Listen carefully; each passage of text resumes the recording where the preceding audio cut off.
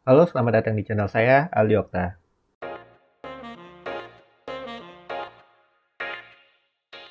Jadi di video kali ini kita mau ngebahas tentang iPhone X untuk pemakaian di tahun 2021 atau di 2022. Dan ini udah 4 tahun semenjak perilisan iPhone X ini. Apakah masih worth it di tahun 2021? Nah, kita mulai bahas dulu dari desainnya. Untuk desainnya, si iPhone X ini mempunyai bagian belakang kaca dengan dua buah kamera plus LED flash. Frame stainless dan bagian depan ada layar 5,8 inci Super Retina OLED HDR10. Nah, di bagian depan ini kita juga bisa lihat ada poni yang lebar banget ciri khas dari iPhone X itu sendiri. Untuk chipsetnya dia menggunakan Apple A11 Bionic dengan fabrikasi 10 nanometer. iOS yang digunakan masih mendapatkan update hingga iOS 15.1 yang terbaru. RAM-nya 3 GB dan untuk varian internal ya ada yang 64 dan 256 GB. Untuk kamera belakangnya ada dua buah dengan resolusi 12 megapiksel dengan OIS di kedua buah kameranya. Untuk perekaman video hingga 4K 60 fps di kamera depan yang mempunyai resolusi 7 megapiksel dengan resolusi perekaman video hingga 1080p 30 fps. Baterainya berukuran 2716 mAh dan mendukung fast charge hingga 15 watt. Udah support wireless charging dan untuk harganya sekarang itu sekitar 4-5 jutaan tergantung varian internal dan kondisi HP-nya. Nah, itu dia tadi tentang spesifikasinya. Lalu untuk pemakaian di tahun 2021 bagaimana? Untuk desain sebenarnya masih oke untuk dipakai di tahun ini. Dengan material kaca dan frame aluminium menjelaskan bahwa HP ini bukan HP murahan dan mempunyai build quality yang bagus. Ya walaupun model poninya udah ketinggalan ya dibandingkan dengan HP Android zaman sekarang. Dan untuk layarnya dia juga masih oke dan ini udah Super Retina OLED ya di iPhone X ini. Gambar yang dihasilkan jernih, warna tajam dan enak dilihat. Tapi sekali lagi memang di harga 4-5 jutaan ini mungkin bukan layar yang terbaik. Karena di HP Android dengan harga segini kita udah dapat layar yang udah pakai Super AMOLED plus 120Hz refresh rate-nya. Untuk speaker dia sudah menggunakan dua buah speaker di bagian bawah plus speaker earpiece. Jadi ya lumayan untuk HP harga 4 jutaan ya. Tapi sayangnya udah nggak ada lagi nih namanya earphone jack di HP ini. Lanjut ke bagian kamera. Ya HP ini memang cuma punya dua buah kamera. Tapi sadar nggak sih kita memang jarang pakai semua jenis kamera yang ada di HP kita.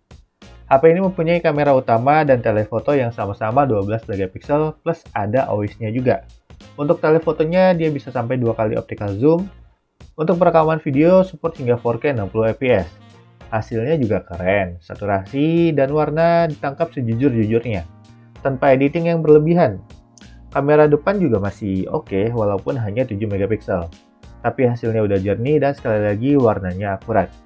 Walaupun untuk perekaman videonya, untuk di kamera depan ini hanya bisa sampai 1080p 30 fps. Walaupun di HP ini nggak ada fitur makro, night mode, ataupun ultrawide, ya untuk ngandelin kamera utamanya aja udah oke sih. Berikut contoh dari hasil kameranya.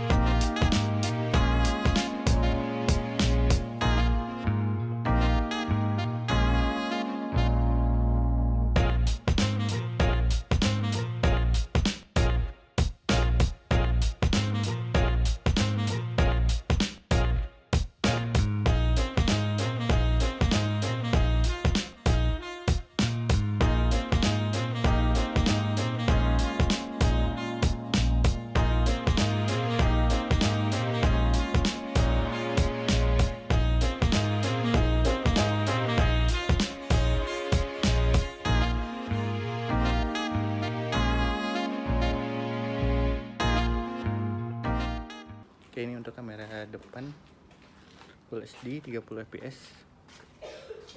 Kalau bagian depan agak goyang ya.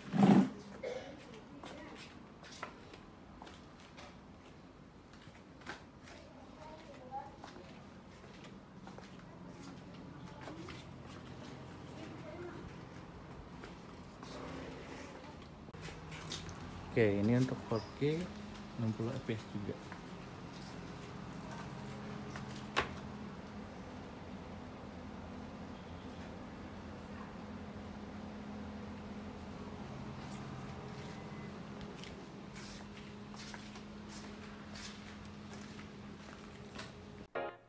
Untuk sensor-sensor di HP ini lengkap. Face ID, accelerometer, gyro, proximity, kompas, dan juga barometer. Chipset A11 Bionic yang digunakan di HP ini juga masih kuat banget buat dihajar main game berat. Main Genshin Impact lancar, main PUBG di settingan Smooth Extreme masih kuat atau kita bisa setting di HDR Ultra. Tapi ya untuk ukuran baterai 2716 mAh, ngebuat kita nggak bisa main game lama-lama di HP ini. Untuk dukungan softwarenya, hingga saat ini iPhone X masih mendapatkan update hingga iOS yang terbaru yaitu 15.1.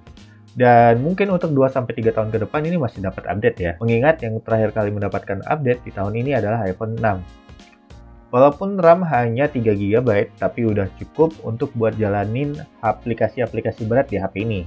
Ya mungkin kalau mau beli HP ini, cari aja internalnya yang udah tinggi ya, atau yang sesuai sama pemakaian kalian. Karena soalnya untuk main game Genshin Impact aja dia udah ngabisin sekitar 13 GB untuk di Android sih. Oke, jadi kesimpulannya untuk pemakaian HP ini di tahun 2021 sebenarnya masih bisa diandelin. Update software juga masih dapat yang terbaru, dan mungkin ya tadi seperti yang saya bilang ya, masih dapat update hingga 2 tahun ke depan. Yang perlu diperhatikan ketika kalian mau beli HP ini yang pertama adalah memori internal. Pilihlah internal yang menurut kalian paling cocok untuk kalian. Karena di HP ini nggak ada yang namanya slot untuk micro SD. Dan yang kedua, untuk menggunakan HP ini selalu sediakan charger atau powerbank di tas kalian.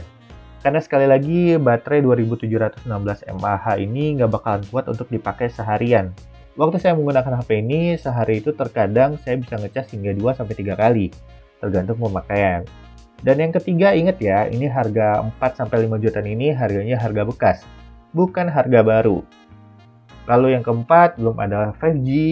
Yang kelima, dia hanya single SIM. Yang keenam, layarnya belum refresh rate yang tinggi, belum yang sampai 120Hz. Dan kalau kalian masih ada lagi kekurangan di HP ini, silahkan tambahin di kolom komentar ya. Dan kalau menurut saya sih paling aman beli iPhone 11 yang memori internalnya itu 128 GB di tahun ini. Mungkin ada baiknya kalian juga nabung untuk update ke iPhone 11 atau iPhone yang di atasnya ya, iPhone 12 yang udah mendukung 5G mungkin, sambil menunggu harganya turun. Oke, kayaknya itu aja untuk video kali ini. Maaf kalau agak berbeda ya. Terima kasih buat udah yang nonton dan semoga bermanfaat bagi teman-teman semua. Saya Liapta mohon pamit, sampai jumpa di video selanjutnya. Ciao!